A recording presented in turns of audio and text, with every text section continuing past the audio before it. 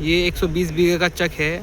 यहाँ जो ये आपको ये एक ये मिचान जो दिख रही है, मिचान उचान जो है ये तहसील पटियाली। अभी हम जो ज़मीन देख रहे थे वो पीछे वाली थी। ये भी सीखा, ये हिस्सा अलग है उससे हैं। हाँ वो अलग है, ये एक चक है पूरा ये सारा।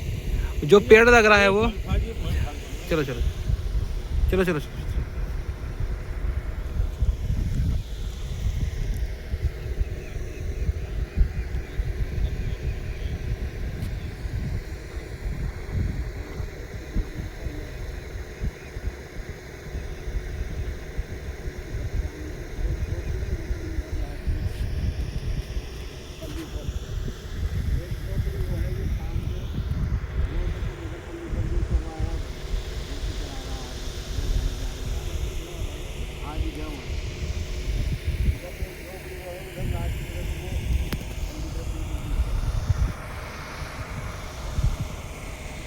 ये भी सब अपना ही है ये वाला।